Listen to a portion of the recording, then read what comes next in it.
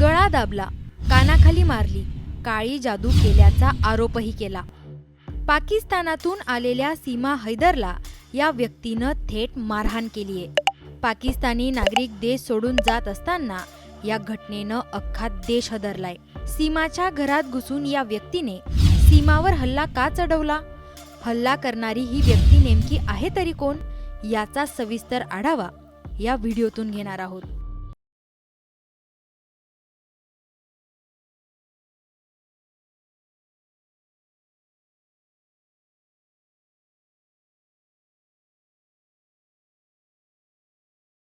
आपल्या प्रियकरासाठी पाकिस्तानातून भारतात आलेल्या सीमा हैदरवर स्क्रीनवर दिसणाऱ्या याच व्यक्तीने हल्ला केलाय.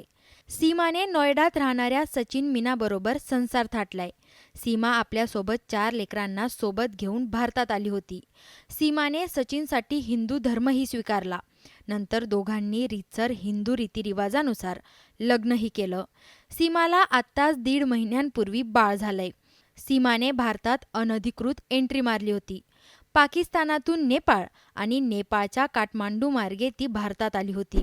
सीमाची अनधिकृत एंट्री तिचं कवच ठरते, कारण सीमाच्या अनधिकृत एंट्रीचा खटला न्यायालयीन आहे. यामुळे सीमाला भारत सोडता येणार नाहीये. याच कारणामुळे भारतात राहणारे सगळे पाकिस्तानी नागरिक देश सोडून जात असतानाही सीमाला भारतात राहता येणार आहे. सीमाचा संसार सुरळीत सुरू असतानाच तिच्यावर या व्यक्तीने हल्ला केल्याची धक्कादायक घटना समोर आली आहे. हल्ला करणाऱ्या या व्यक्तीचं नाव तेजस झानी आहे. तेजस गुजरातमधील सुरेंद्रनगर जिल्ह्यातला रहिवासी आहे. हा तरुण गुजरातहून ट्रेनने दिल्लीला आला. तिथून राबुपुरा येथील सीमा हैदरच्या घरी पोहोचला. घरी पोहोचताच त्याने घराच्या गेटवर जोरात लाथ मारली आणि घरात प्रवेश केला. नंतर त्याला सीमा दिसली. त्याने सीमाला पाहताच तिचा थेट गळा दाबला.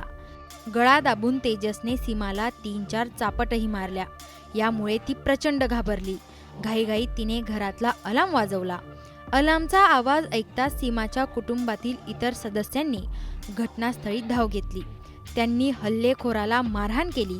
तत्काळ पोलिसांना बोलावून तेजसला अटक करण्यात आली आहे. तेजसने सीमावर हल्ला का चढवला याबाबत पोलिसांनी खुलासा केलाय. सीमाने आपल्यावर काळी जादू केली असा आरोप तेजसने सीमावर केला. घटनेची सखोल चौकशी केल्यावर आरोपीची मानसिक स्थिती ठीक नाहीये हे पोलिसांच्या लक्षात आलं. पोलिसांनी तेजसचा फोन जप्त केला आहे. त्याचे कॉल डिटेल्स तपासले जात आहे. त्यातून तेजसचा सीमावर हल्ला करण्यामागचा मुख्य उद्देश काय? तेजस गुजरातवरून दिल्लीला का आला? त्याचं सीमाशी काय कनेक्शन? या सगळ्या प्रश्नांचा उलगडा होणार आहे. तुम्हाला याबाबत काय वाटतं? कमेंट करून नक्की कळवा.